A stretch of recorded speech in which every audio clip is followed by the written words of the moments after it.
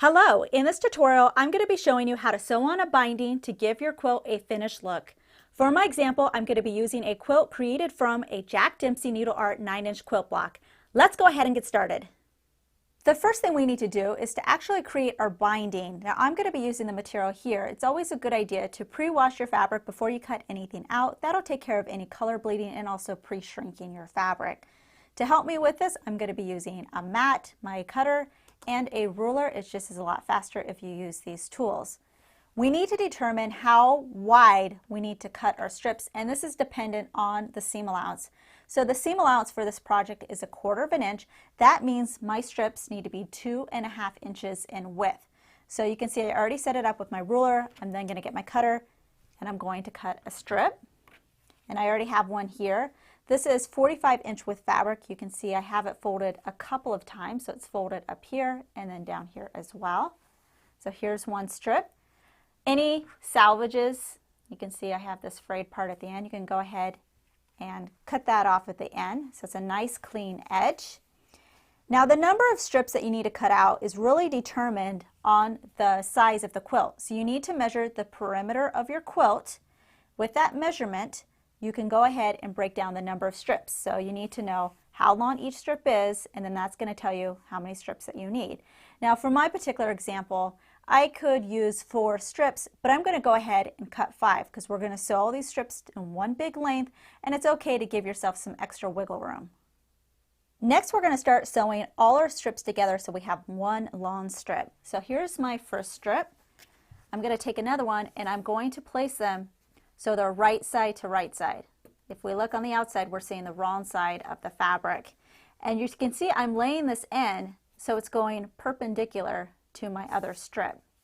I'm also not placing them completely on the edge. I would say I'm leaving about 1/2 inch on each side. And then you can go ahead and pin this if you need to. We're going to be sewing diagonally across the strip here. If you need to draw yourself a line, you can do that as well. And I'm going to draw a line with my fabric marker or your piece of chalk, just going across here. So that'll kind of give me a guideline in order to do a stitching line. Once I have this strip sewn together, I'm going to go ahead, grab the end of the next strip, and again, we want to make sure we're doing it right side to right side, and I'm going to grab another one and repeat the process again. I'm just going to do a regular straight stitch. I always like to do a back stitch on the beginning and end because I don't like it falling apart when I'm trying to work with it. So I'm just finishing up my first one, and then I just got to do all my other ones. At this point, you should have one single long strip. After you finish sewing, you can go ahead and trim this excess part off. So I usually like to leave about 1/4 inch left on there. I'm going to use my rotary cutter to cut this because it's a little bit faster this way. And if you were to pull your strips apart, you're going to see a diagonal seam. I then like to press my seam open so it looks something like this. And then you're going to, with the wrong side facing up, fold it in half so the right side is on the outside, and you're going to press the strip in half, which I've already done over here.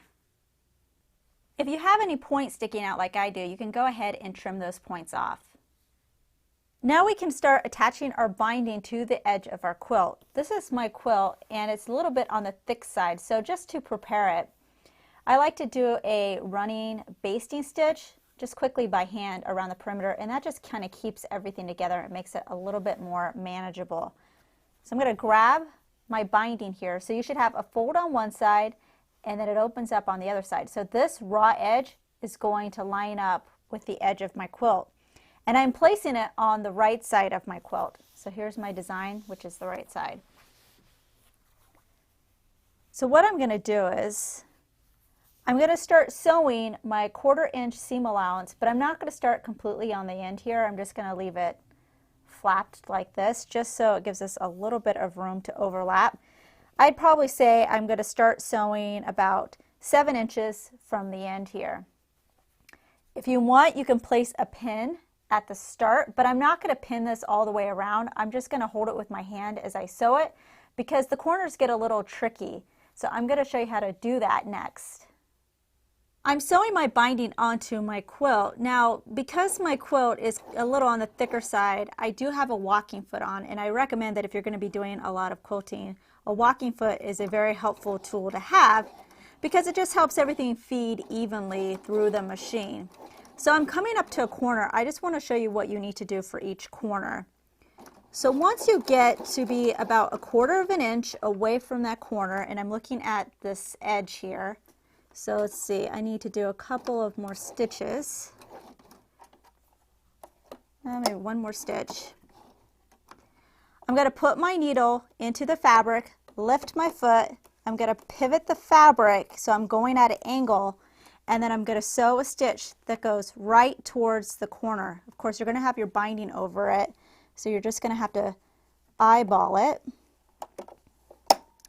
And then you're going to sew right off, and of course I like to do a couple back stitches. Then you can cut your threads, pull your quilt out from under your machine, and I'll show you how to fold your corner.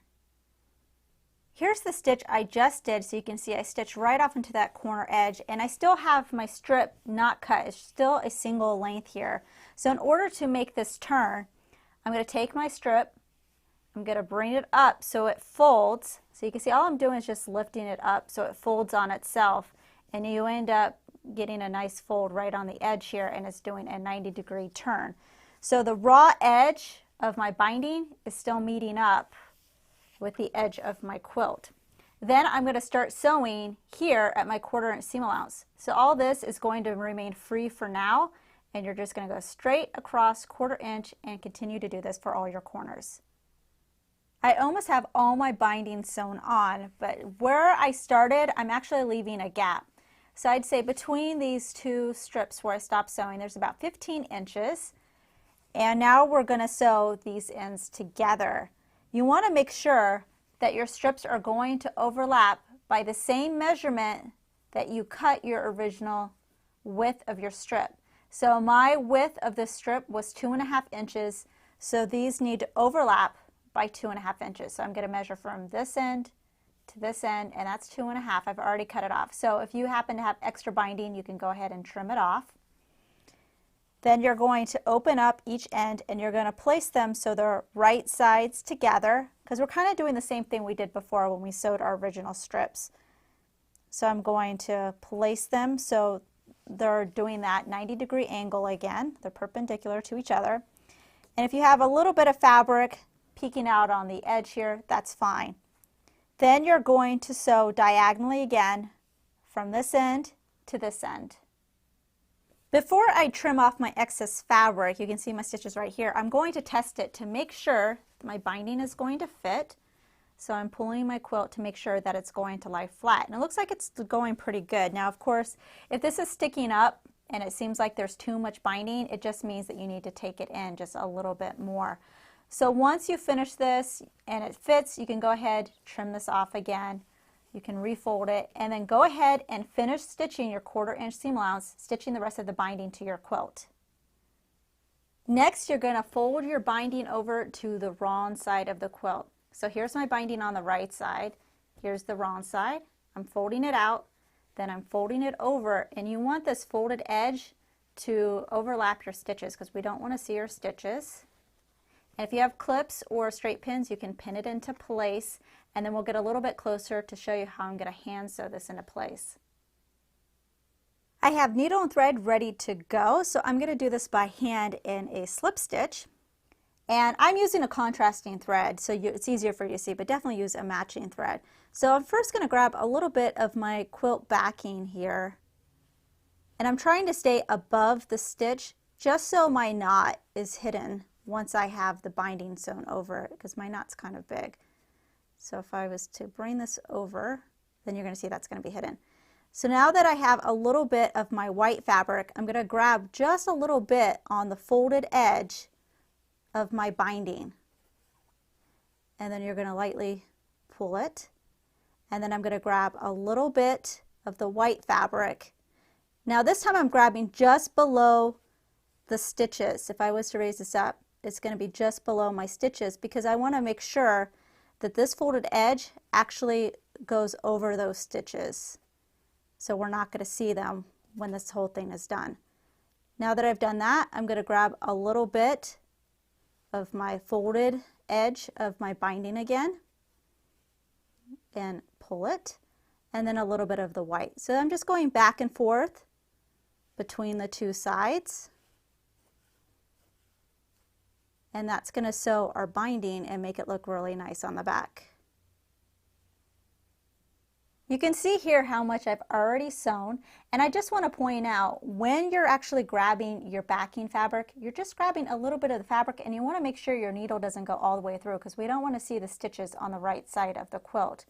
I just want to show you what you need to do for a corner. You can see I'm just getting to that point now. So we're going to pretend that I'm sewing along here, and I'm going to stop sewing this side right when I get past these stitches here. So this is all sewn, and I'm going to flatten out my binding on this side, and you can see it creates an angle here. You're going to take this angle and you're going to fold it over so that it goes down the middle of your corner. And when it does that, then the other binding should easily go in the other direction. You're going to do a couple of stitches down here at the bottom, just so we make sure that this folded part stays in place. And then you can continue doing your slip stitch for the rest of the quilt. Also, if you have any temporary basting stitches, you can go ahead and remove those when your quilt is complete. Let's go ahead and take a look at our completed quilt. So the binding gives it a finished look, and now it's ready to be enjoyed. Please make sure to check out other tutorials on quilt assembly from Jack Dempsey Needle Art.